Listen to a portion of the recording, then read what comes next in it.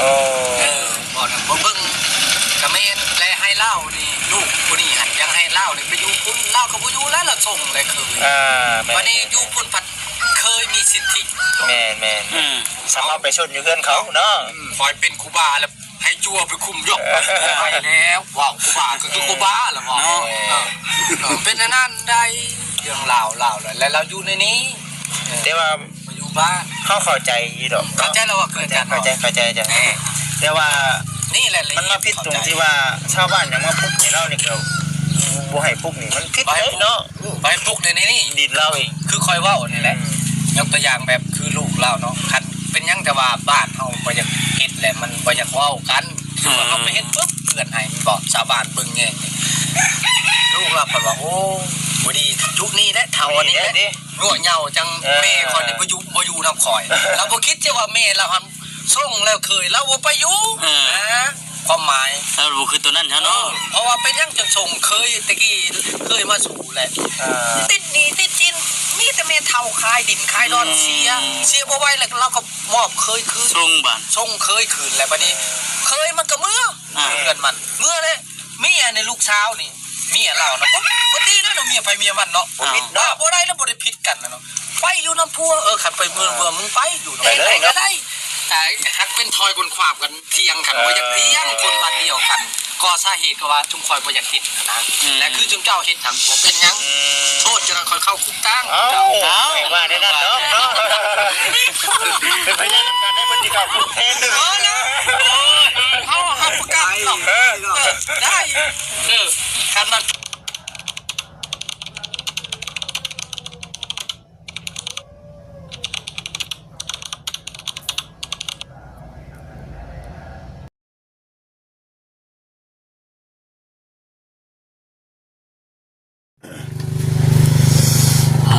หนาวครับขนาดพี่น้องเอ้ยเนาะพอดีเลยพี่น้องเลยนั่งพิงไฟย่างปิ้งไก่ไปพร้อม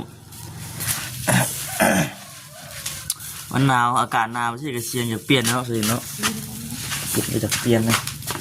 โอ้จังไรกันเป็นเทวาทักทายสบายดีเด้อพี่น้องเด้อเนาะถ้าสบายดีตอนเช้าเด้อพี่น้องเด้อเนาะควันเนี่ยหนาว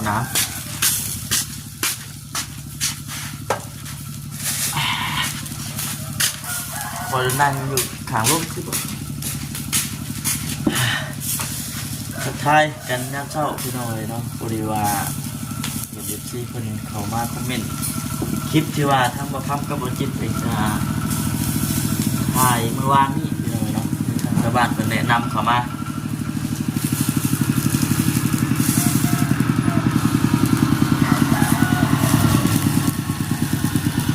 มันเป็นน้ำไผ่ไปทอดนั่นเอง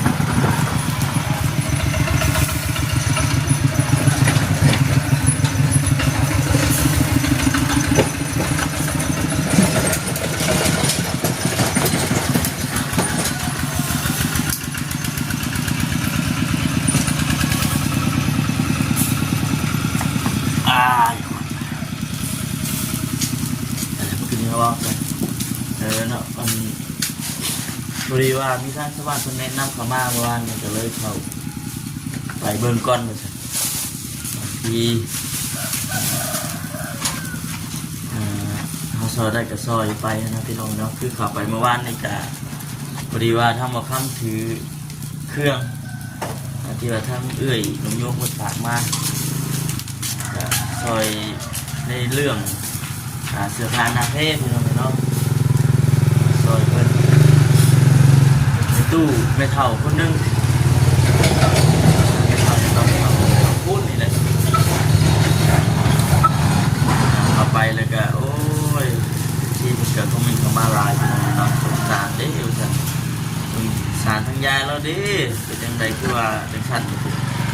คือจุดปลายสาเหตุมันจะคือแบบนี้มันเอาเนาะไอ้ที่สายทางเป็นบางทางมันก็ยังบนท่านได้พูดรายละเอียดนำกับมีจุดปลายสาเหตุมันเกิดมาแบบใดทำกะทิก็สิพังน้ำคือแบบนี้เนาะพี่น้องเนาะ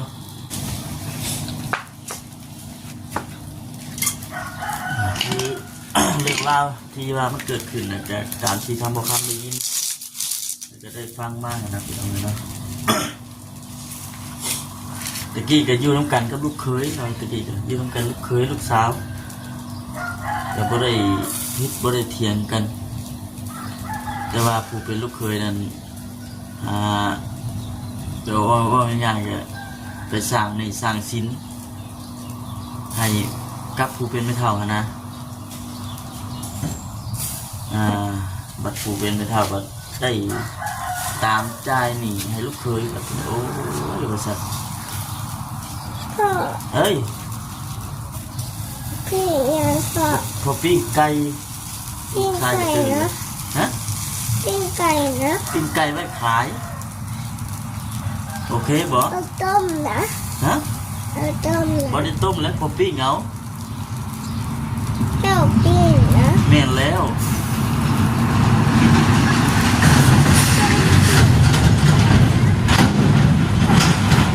ขายก่อน ฮะเดี๋ยวได้มา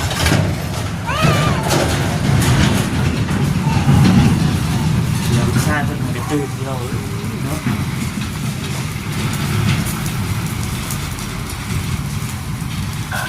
จะลองดูแล้วก็เพิ่นก็ตามเส้นนี้บ่หวาดบ่ไหวคือก็เป็นน้องเป็นมีเขาเลยตามเส้นนี้ใช้ชิ้นลูกเคยบ่ไหวแล้วห่วงก็เลยอันส่งบัดเทนบ่เป็นไงประเทศแนวมันบ่ดี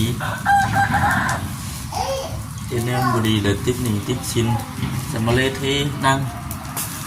นะไอ้ผู้เป็นมาถามน่ะนำไส้นี่ตลอดนะคือสิแม่นนั่นตามที่ได้ยินผู้เป็น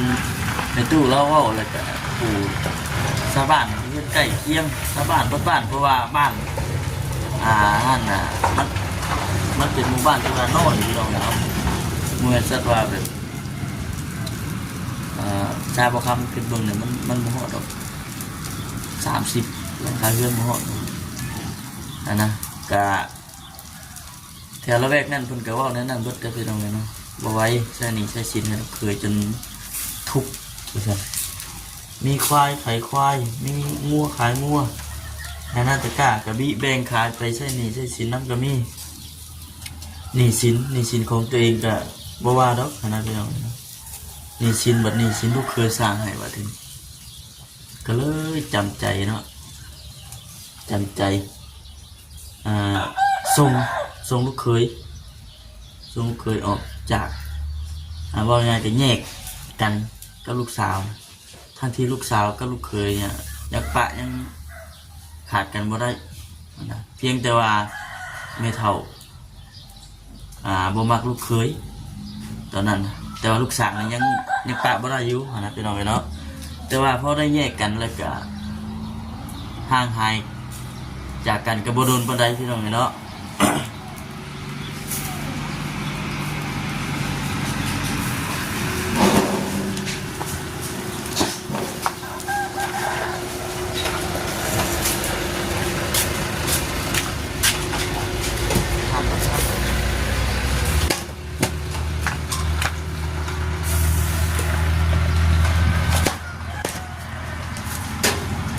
ใส่ค่ะใส่กระหน่ำไว้ ดูไปพอละ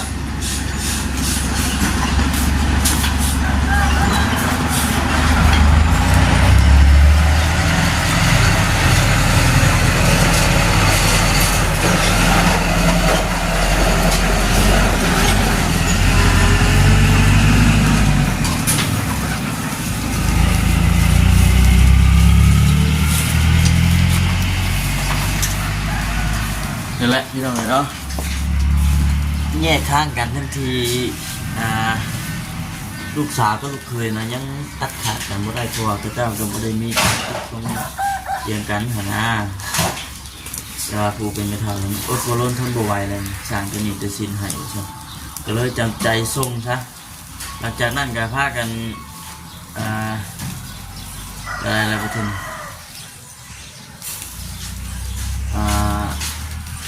ไปอยู่นะลูกชายผมประมาณนี้แหละพี่น้อง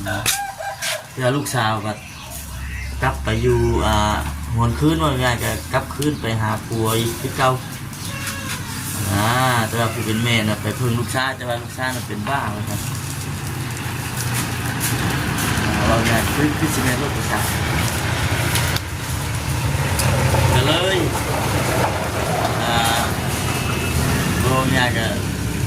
ลูกสาวกลับเมื่อหาผัวและพากันสร้างสาผู้เพื่อนผู้สร้างเป็นของเจ้าของนะแต่ว่าหลังจากนั้นจะเป็นแม่ก็เลยหวนคืนกลับมาหาลูกสาวก็ลูกเขยแบบพระเจ้าเลยไล่แบบแม่ก็สั่งเป็นชีวิตข่อยเด้ก็สั่งนะสีประมาณนั้นตะกี้เป็นไล่ข่อยเป็นอะไรมาหมุนอยู่น้ำนะสมปิจากที่ได้ยินมาเนี่ยก็เป็นไข่ก็สั่งเป็นไข่เลยนอนอยู่กับลูกขณะลูกสาวเท่ๆกันยังเอามือมาตบหัวที่เป็นแม่ทางเบิ่งเลยเราเนาะบ่ได้สมควรผู้เป็นแม่ก็เลยตามมุกตามใจในเมื่อลูกสาวแท้ๆตัวเองเอ่ยปากว่าคำนี้ออกมานะแบบว่าเสียดสีคือบ่แม่นแม่ผู้มีพระคุณนะพี่น้องว่าจะว่าอะไรกันไล่ให้แม่นั้นไปนอนอยู่ประสาทฉันบอนเจ้าแท้ๆนะแม่นอยู่ประสาทคนเด้อทั้งที่ล่างเนี่ยยังมีลมหายใจอยู่ยังไม่ทันได้สิ้นอายุไขเท่านั้นพี่น้องเนาะคันจิว่าแม่ยังไม่ทันตายเบิ่งให้เพิ่นจนวิทย์เบิดบุญของเพิ่นก่อนธรรมดาเนี่ยคนเฮาเนาะจะเป็นลูกเป็นเต้าเป็นผสมคนว่าในนั้นนะ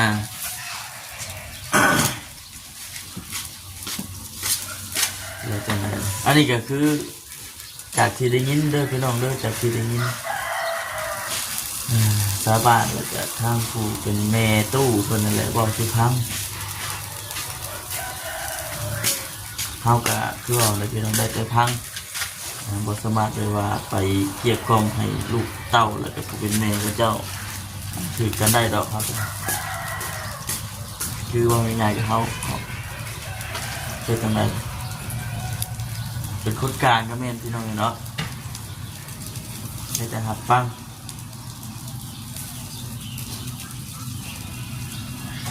เบิ่งส้มแล้วก็เป็นใจตนนะชาวบ้านคือแบบนี้เนาะลูกสาวก็ลูกเคยกันว่าชาวบ้านเพิ่นเบิ่งเพิ่นแย่งยืนหันยืนหนีให้เดือปุ๊กสานซายังไงกันกลับมาหาชาวบ้านอีกนะพี่น้องเนาะรู้ว่าเป็นยังไงนะ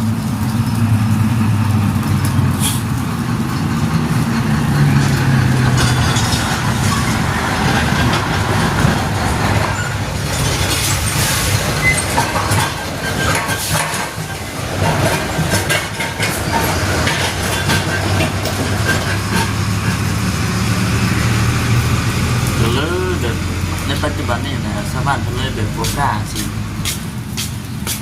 ซอยยังนะพี่น้องเพราะว่าเขาไปซอยเลยลูกเจ้าว่าให้เจ้าเป็นยอดเจ้าที่ไหนแม่ก็จะมาอยู่น้ำที่ว่าในนี่อีกประมาณนี้นะพี่น้องเดี๋ยวว่าเสียชีให้ชาวบ้านนั่น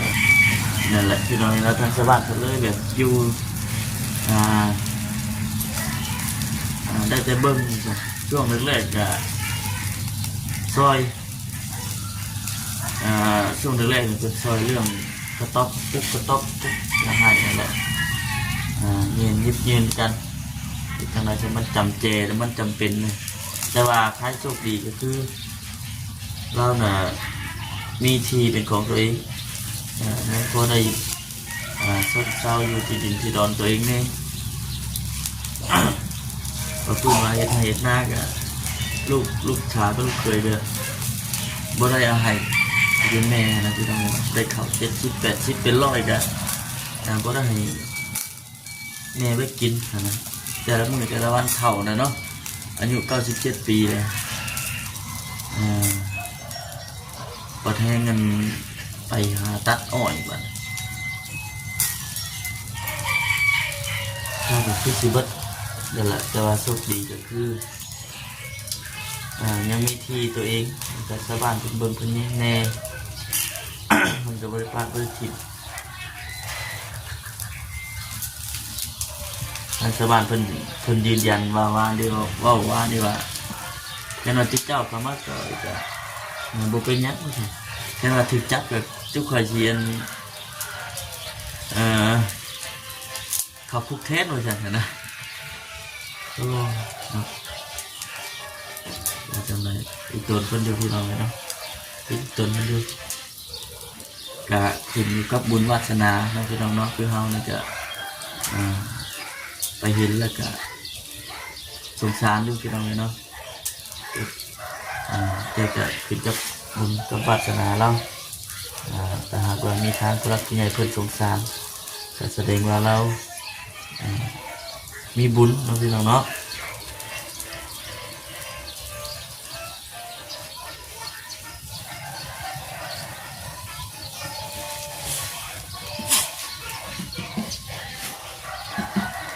น้ำพี่น้องเนาะชอบแต่ละมื้อแต่ละวันคือแบบนี้เลยพี่น้องยังขายปกติคือเก่าขายปกติคือเก่าเป็นหูปิ่งผู้ยังประตูครั้งนี้เนี่ยสิปิดไว้ก่อนประตูครั้งเพราะว่ามันทางมันเทฝุ่นมันพะเข้ามาของมันก็เลยปิดจำเป็นปิดไว้ก่อนเปิดครั้งหนึ่งปิดครั้งหนึ่งเหมือนกันใช่เป็นของยังขายที่เก่าปกติเด้อที่เราฝากทางตัวมันจะขี่เข้ามาเบิ่งคลิปแล้วก็รับชมเข้ามาเบิ่งชมแล้วก็จะพากดข่าวโฆษณาด้วยพี่น้องเด้อเนาะพอได้มีรายได้อยู่สิหาเงินนั่นซื้อของเขาห้านพี่น้องเอ้ยเนาะหาเงินซื้อเครื่องเขาห้านจะกดแต่ละเดือนอาจสิบหลายพี่น้องเลยเนาะ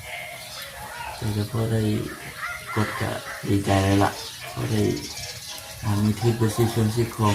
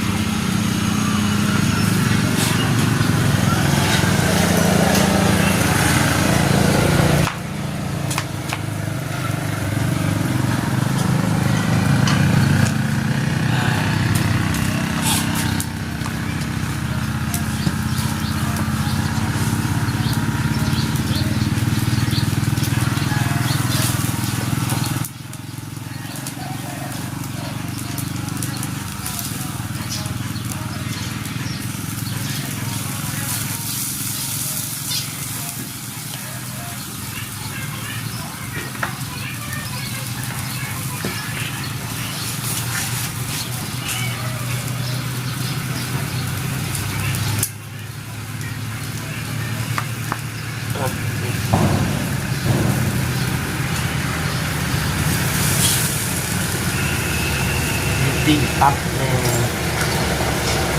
ไก่พวกจับ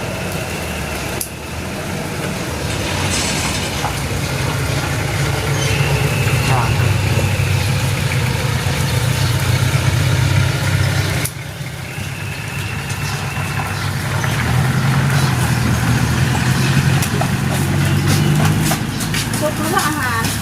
นี่ดิ เอาแล้วค่ะ บ่ เอาค่ะ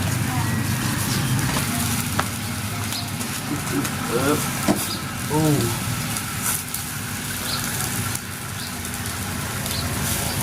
ไปพี่น้อง เนาะที่นี่เดี๋ยวทุกคนคิดก่อนพิจารณาทางที่เบื้องต้นเราดูพิจารณาเบื้องต้นกันได้พี่น้องเด้อนะเราไม่ขับว่ามันสมควรบ่ดูกระเต้าก่อนเป็นเองเดี๋ยวพิจารณาทางเบื้องต้นกันนะพี่น้องเนาะสบายดีเด้อพี่น้องเด้อ